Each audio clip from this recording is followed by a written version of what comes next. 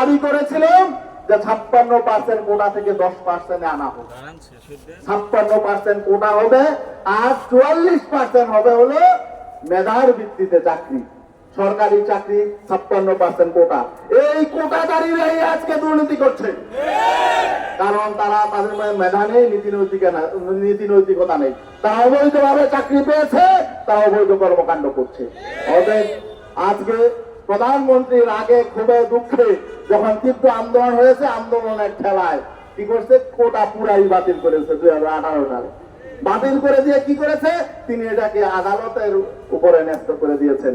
যেমন তারা এই আমাদের দেশের জনগণের দাবির প্রেক্ষিতে যে নির্দলীয় নিরপেক্ষ সরকার ব্যবস্থা যেমন প্রতিষ্ঠা হয়েছিল, এটা যেমন তারা আদালতের রায়ের মাধ্যমে বাতিল করেছিল, ঠিক একই কায়দায় এই ছাত্রদের দাবির মুখে যে কোটা বাতিল হয়েছিল, এই কোটাকে আবার তারা আদালতকে ব্যবহার করে আবার বহাল করেছে। এই সমস্ত চালাকি জনগণ বুঝে। ছাত্র সমাজের এই আন্দোলনের প্রতি আমরা পূর্ণাঙ্গ সমর্থন জানাই। কোটা পুরো আমরা বাতিল নয়, আমরা 5%, 10% কোটা সেটাও দেওয়া হোক। মুক্তিযোদ্ধাদের প্রতি আমাদের সম্মান আছে, কিন্তু নাতিপুতিরাও তারা অবৈধভাবে সুযোগ সুবিধা ভোগ করবে, এটা তো এই রাষ্ট্রে চলতে পারে না। এভাবে বৈষম্য, এটাই বৈষম্য মুক্তিযুদ্ধের চেতনা বিরোধী। আমরা এই বৈষম্যের অবসান চাই, আর দুর্নীতিবাজদের উপযুক্ত শাস্তি লাগবে। কিন্তু আইন আসলে হবে না। প্রধানমন্ত্রী এবং সরকারের নীতি নির্ধারকদের প্রশ্রয় ছাড়া বড় বড় দুর্নীতি হতে পারে না।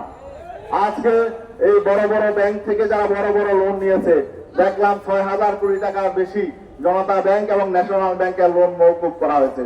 কেন লোনের সুদ মওকুফ করা হয়েছে? তারা কারাই মওকুফ করলো? কাদের টাকা তারা মওকুফ করলো? কেন করলো? বাংলাদেশ ব্যাংকের অনুমোদনে তা করা হয়েছে। এভাবে বাংলাদেশের আর্থিক খাতটাকে তারা ধ্বংস করে ফেলছে। এখন ভারতের সাথে বাংলাদেশ ব্যাংকের এমন কিন্তু একটা চুক্তি হয়েছে, তাই না? অতএব আমরা পরিষ্কার বলতে চাই, আমরা দেশের পক্ষে, দেশের জনগণের পক্ষে এই সমস্ত যে দেশ বিরোধী এই সমস্ত কর্মকাণ্ডের বিরুদ্ধে আমরা যেমন অতীতে কথা বলেছি, সংগ্রাম আন্দোলন আমরা গড়ে তুলব। ইসলামী আন্দোলন বাংলাদেশ একটি পরীক্ষিত দেশপ্রেমিক দল। আমরা দেশের জন্য, দেশের স্বাধীনতা সার্বভৌমত্বের জন্য, জনগণের অধিকার প্রতিষ্ঠায় আমরা আগামীতে তীব্র আন্দোলনের প্রস্তুতি গ্রহণ করছি। বাংলাদেশকে করিডোর হিসাবে ব্যবহার করে আমরা ভারতের ট্রেন বাংলাদেশে ব্যবহার করতে দিব না। আমরা সর্বাত্মক প্রতিরোধ গড়ে তুলব। এই আগামী মাস থেকে তারা পরীক্ষামূলক ট্রেন চালু করার উদ্যোগ গ্রহণ করছে। এটা কিন্তু পরীক্ষামূলক থাকবে না, এটা পরীক্ষামূলক থাকবে না।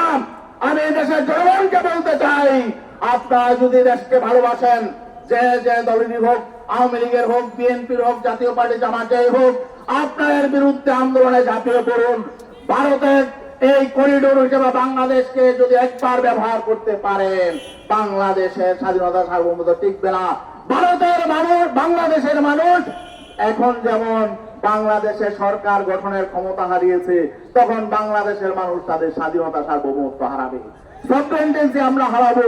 অতএব আমরা তীব্র আন্দোলনের জন্য, সর্বাত্মক আন্দোলন, এখানে কোন দল মত ধর্ম নয়, বরং যারা এই দেশ ভালোবাসে, দেশকে যারা ভালোবাসে, তাদের কাছে ঐক্যবদ্ধ হতে হবে। পীর সাহেব তহমায় বলেছেন, আমরা যদি ঐক্যবদ্ধ হই, আমরা অবশ্যই লক্ষ্যে পৌঁছতে পারবো। এটা হলে লক্ষ্যে পৌঁছার আন্দোলন। আর এই লক্ষ্যে পৌঁছতে হলে ভারতের দালাল, ভারতের পুতুল সরকার, এই শেখ হাসিনার পতন ঘটাতে হবে। এই শেখ হাসিনাকে ক্ষমতায় রেখে বাংলাদেশের স্বার্থ কোনোদিন উদ্ধার করা যায়